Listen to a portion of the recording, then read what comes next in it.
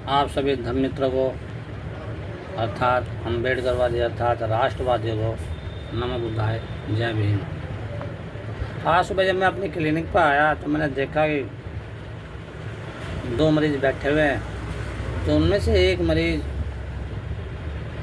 पंडित था जो हिंदू के गुरु होते हैं। उसने कहा कि भाई डॉक्टर साहब आप राम राम जी क्यों नहीं करते, जय भीम नमो बुद्धाय क्यों करते हो। मैं कहा अरे भाई पहले आप दवाई ले लीजिए, बाद में बातें कर लेंगे, जय भीम क्यों करते हैं, नमो बुद्धाय क्यों करते हैं। तो उसको दवाई देने के बाद वो बैठा रहा। मैंने उसको बैठाया रखा, मैंने जिससे आराम मिल जाए। कुछ समय बाद मेरे साथ बोलता है कि सर आपने बताया नहीं। मैंने भैया 2-3 मरीज हो रहे हैं, वो देख लूँ तो बाद में आपको बताऊँगा। फिर मैंने उसे बताया कि मैंने आप मेरे पास बैठिए, काफ़ी पेन ले लीजिए, हम जय भीम नमो बुद्धाय क्यों बोलते हैं उसका अर्थ बताता हूँ। जय भीम नमो बुद्धाय का अर्थ है, नमो का अर्थ है नमन करना, अब बुद्धाय माने ज्ञानवान। अर्थात ज्ञानवान कौन है? जो शीलवान है, चरित्रवान है, गुणवान है, सामर्थ्यवान है और बुद्धिमान व्यक्ति ही बुद्धाय कहलाता है। हम किसी व्यक्ति को विशेष रूप से नमन नहीं करते, हम करते हैं उसके शरीर, उसके शील को नमन करते हैं। शील का तो उसके चरित्र को नमन करते हैं, जिसका अच्छा चरित्र हो। उसके गुणों को नमन करते हैं, जो सबका भला करते हों।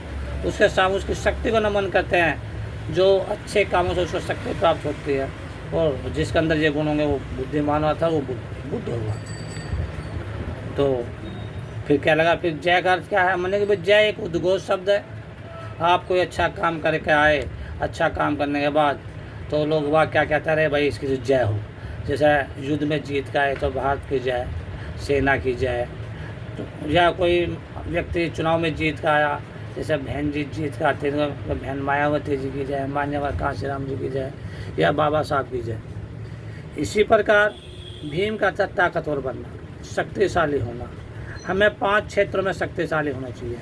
शैक्षिक और तकनीकी शिक्षा में, भाषा विज्ञान, व्याकरण, शाब्दिक अर्थों के आधार पर जनरल जो हमारी एजुकेशन है उसमें हमें भीम होना चाहिए। तो टेक्निकल एजुकेशन में भीम होना चाहिए। टेक्निकल एजुकेशन का चाहे डॉक्टर है, इंजीनियर है, वकील है, और उसमें ये टेक्निकल एजुकेशन है। फिर नंबर 2, हमें जो है बौद्धिक और विवेक से होना चाहिए। जब हम बौद्धिक रूप से जो अच्छे और बुरे का ज्ञान होना, ये बौद्धिक है। और विवेक के अनुसार कार्य करना कि हम हमारे काम का रिजल्ट अच्छा निकलेगा बुरा निकलेगा, उसे विवेक बोलते हैं। तीसरे नंबर पे है आर्थिक और मानसिक विकास है। जब आपके पास शाब्दिक अर्थों के आधार पर अच्छी शिक्षा होगी, तकनीकी शिक्षा होगी, बौद्धिक और विवेक से आप भीम होंगे तो आपके पास धन भी आएगा। और जब धन आएगा तो आप दिमागी रूप से भी ताकतवर बनेंगे, अर्थात मानसिक रूप से भी ताकतवर होंगे। चौथी चीज़ में है आपको जो भीम बनना है, मधुर वाणी और अच्छे व्यवहार से। आपकी वाणी, आपके पास कोई आया तो आपको क्या बोलना चाहिए? आइए भैया जी बैठिए, क्या लेंगे आप? मतलब अच्छी वाणी होनी चाहिए आपकी उस सामने वाले व्यक्ति के प्रति। और अच्छा व्यवहार कि भैया जी आप चाय लेंगे या भोजन लेंगे या कुछ खाने पीने में क्या लेंगे, ये एक अच्छा व्यवहार हो गया। और पाँचवें क्षेत्र में जो हमें होना चाहिए, स्वस्थ और स्वच्छ शरीर से। जब आपका शरीर स्वस्थ होगा तो और स्वच्छ होगा तो सब आपके पास आएंगे, बैठेंगे, उठेंगे, आपसे बातें करेंगे। तो उसने मेरी बातें सुने, क्या लगा रे सर ये तो बहुत अच्छा बताया आपने, हम भी जय भीम नमो बुद्धाय करा करेंगे। उन्हें चलो सर आप राष्ट्रीय ध्वज को, फिर उसने कहा मेरे से, सर आप राष्ट्रीय ध्वज को पचरंगा क्यों बोलते हो? मैंने उसकी बातें ध्यान से सुने। मैंने कहा यार बिल्कुल सही कहा आपने। मैंने कहा मित्र आप पहले राष्ट्रीय ध्वज लेकर आए। तो क्या लगा सर मेरे पास राष्ट्रीय ध्वज नहीं है। तो मेरे पास रखा हुआ होता है। मैंने अपनी क्लिनिक में राष्ट्रीय ध्वज निकाला। मैंने इसका रंग गिनना कितने हैं, उसने रंग गिने। सबसे ऊपर रंग केसरिया रंग, उसके नीचे सफ़ेद रंग, सफ़ेद रंग के बीच में एक अशोक चक्र है, अशोक चक्र जिसकी 24 तिल्लियाँ होती हैं, उसका रंग नीला, और सबसे नीचे रंग हरा। क्योंकि अक्सर जो ब्राह्मणों के गुलाम हिंदू हैं या ब्राह्मणवादी विचारधारा के जो सोच के व्यक्ति हैं, वो राष्ट्रीय ध्वज को तिरंगा बोलते हैं, क्योंकि वो भी तिरंगा ही कहता था। अब उन्होंने मेरी बातें ध्यान से सुने, क्या लगा रहे सर आपकी बात बहुत अच्छी है, तो हम हकीकत में ये रंग है। मैंने कहा चलो या आपको ये तो ज्ञान हुआ भाई सबसे ऊपर केसरी रंग। केसरी रंग का अर्थ है बलिदान। हमें किस चीज़ का बलिदान देना चाहिए, हमें किस चीज़ का त्याग करना चाहिए, मोह माया लालच राग द्वेष। फिर उसमें नीचे आ रहा रंग सफ़ेद। सफ़ेद का था स्वच्छता। हमें जितने भी अपनी बातें रखनी चाहिए, अपने कार्य करने चाहिए, वो पारदर्शी ढंग से स्पष्ट रखना चाहिए, जिसे कहते हैं स्वच्छता, जिसमें साफ सुथरा दिखाई देता हो। फिर है नीला रंग। नीला रंग क्या है, ये बाबा साहब ने आसमान की ऊंचाई और समुद्र की गहराई से लिया है। जब आसमान साफ होगा, ऊपर देखो तो नीला दिखाई देगा, और जब स्वच्छ पानी में आप समुद्र के स्वच्छ पानी को देखोगे तो वो भी नीला दिखाई देगा।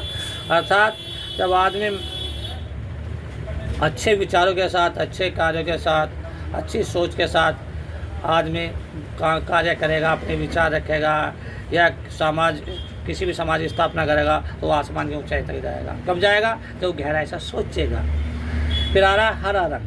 हरा रंग सबसे नीचे है। फिर हरा रंग। हरा रंग का अर्थ है खुशहाल। हमारे ये आदमी खुशहाल कब रहेगा, जो पढ़े लिखेगा, डॉक्टर इंजीनियर वकील जज बनेगा, हर क्षेत्र में काम करेगा, प्रकृति को संजो कर रखेगा, तो खुशहाली का प्रतीक है। और जब हमारा राष्ट्रीय ध्वज जो फहराया जाता है पीली छड़ी पर। किस पर फहराया जाए, पीली छड़ी पर। पीली छड़ी का था मित्रता। अर्थात हम राष्ट्रीय ध्वज फहराएंगे तो वहाँ मित्रता की ज़रूरत पड़ती है, दोस्ती की ज़रूरत पड़ती है, फ्रेंडशिप की ज़रूरत पड़ती है। इसलिए हम लोगों को उसमें भी तो क्या कितने रंग होंगे राष्ट्रीय ध्वज में, 5 रंग। लेकिन हमारे ये कुछ जो बुद्धिहीन है, देशद्रोही है, समाज के गद्दार लोग हैं, विवेकहीन है, ये लोग क्या बोलते हैं राष्ट्रीय ध्वज को तिरंगा। वो तिरंगा नहीं है, वो 5 रंगा है। फहराते वक्त या लहराते वक्त 5 रंग होंगे। उसमें छड़ी का रंग पीला, सबसे ऊपर केसरिया, फिर सफ़ेद, सफ़ेद के बीच में नीला, और नीले से नीचे हरा। तो कितना रंग हो गए, 5 रंग हो। बिल्कुल क्लियर दिखाई दे रहा हम लोगों को। फिर एक व्यक्ति कहता है कि सर आप अक्सर कुछ लोग के बोलते हैं जो अम्बेडकर हुआ जो को नीला कबूतर। मैंने कहा अरे हाँ यार, ये लोग बोलते हैं क्योंकि ये लोग गंदी मानसिकता के लोग हैं ना, ज्ञान ही नहीं है। पहले के समय मैंने उनको बताया, उस मित्र को बताया जो मेरा मरीज़ था, मैंने पहले के समय में कबूतर एक संदेशवाहक पक्षी के रूप में थे। कबूतर क्या थे, संदेशवाहक पक्षी के रूप में थे। अरे भाई अब ये नीला बोलते हैं, नीला कबूतर, तो हम संदेशवाहक तो हमें है ही भाई। मैंने आपको अभी संदेश दिया है। क्या लगा, हाँ सर, मैंने आपको जय भीम का अर्थ बताया, नमो बुद्धाय का अर्थ बताया, राष्ट्रीय ध्वज की 24 राष्ट्रीय ध्वज के रंगों का अर्थ बताया, और अब नीले कबूतर का अर्थ बता रहा हूँ। नीला रंग तो मैंने आपको बताया, या ये आसमान की ऊंचाई समुद्र गहराई से लिया गया है, जिसका अर्थ है आंखें बंद कर किसी भी विषय, किसी भी वस्तु, किसी भी स्थान, किसी जीव से जीव के विषय में क्रमबद्ध, सुव्यवस्थित, सुसंगठित ढंग से बिंदु दर बिंदु उदाहरण सहित प्रयोगात्मक रूप से अध्ययन करने की क्रिया को क्या कहते हैं, सम्यक समाधि, अर्थात गहन विश्लेषण कहते हैं। तो ये जब गहराई से सोचेंगे तभी तो हमें वास्तविकता का पता चलेगा। जब हम गहराई से किसी चीज़ का विश्लेषण ही नहीं करेंगे तो हमें कैसे पता चलेगा कि वास्तविक सत्य क्या है। और कबूतर जो इसी प्रकार नीला कबूतर, और तो कबूतर क्या है, संदेशवाहक पक्षी है। तो भाई यदि नीले रंग से बचना आना नहीं हिंदुओं को, और ब्राह्मणों के मानसिक गुलाम हिंदुओं को या ब्राह्मणों को, तो भाई दुनिया को ही छोड़ना पड़ेगा। अब तो आपको जो व्यक्ति नीला कबूतर बोलते हैं उन्हें तो दुनिया को ही छोड़ना पड़ेगा, क्योंकि आसमान का रंग नीला है, समुद्र का जो साफ पानी है उसका रंग नीला है, वो प्रकृति ही नीली है, और हमारे राष्ट्रीय ध्वज में जो अशोक चक्र है उसका रंग भी नीला है। अरे भाई हम तो संदेशवाहक आदमी हैं, इसलिए हम तो नीले कबूतर है, हमें तो बिल्कुल घमंड है। और राष्ट्रीय ध्वज की जो हमारा जो नीले चक्र है उसमें, और आखिरी जो तिल्ली का अर्थ है वो है बुद्धिमता, और बुद्धिमता का अर्थ है आखिरी तिल्ली है 24वीं तिल्ली, और 24वीं तिल्ली का अर्थ है बुद्धिमता, और बुद्धिमता का अर्थ है किताबों से हटकर ज्ञान अर्जित करना, और किताबों से हटकर ज्ञान अर्जित करने का अर्थ है आविष्कार करना। जन कल्याण, समाज कल्याण, जीव सजीव कल्याण और मानव कल्याण हेतु आविष्कार करने को ही बुद्धिमता बोलते हैं। अर्थात किताबों से हटकर ज्ञान अर्जित करना, और किताबों से हटकर ज्ञान अर्जित करने का अर्थ आविष्कार करना, और आविष्कार करने का अर्थ पूरी दुनिया का भला करना, उसमें जीव हो, सजीव हो, निर्जीव हो या मानव कोई भी हो। तो उसने मेरी ये बातें सारी ध्यान से सुनी और कहने लगा सर मुझे बड़ा अच्छा लगा, आप हकीकत में ही ग्रेट आदमी हैं, आपने इतना अच्छा ढंग से मुझे समझाया। फिर मेरे से बोला कि सर आपके पैसे। मैंने भाई मुझे तो आप 150 रुपये दे दीजिए, मेरी तो फीस 150 रुपये है। वो बेचारा बड़ा खुश हुआ। खुश होने के बाद बोला सर अच्छा लगा, आपने मुझे समझाया, तो मैं तो गलत अर्थ में जा रहा था। तो मैंने कहा बताओ भाई अब नमो बुद्धाय जय भीम करोगे या अपना और कुछ शब्द बोल लोगे? क्या लगा नहीं सर, नमो बुद्धाय जय भीम। मैंने उसके नमो बुद्धाय जय भीम ली। फिर मैंने कहा जाओ बेटा खुश रहो, आयुष्मान भहो। तो आप सभी नमो बुद्धाय जय भीम का प्रयोग क्या करें, बिल्कुल न शर्माएं। कोई भी शब्द कहने से पहले, बोलने से पहले, दर्शाने से पहले उसको जाने, समझें, गुणें। किसके आधार पर? भाषा विज्ञान, व्याकरण, शाब्दिक अर्थों के आधार पर, उदाहरण सहित प्रयोगात्मक और रचनात्मक रूप से।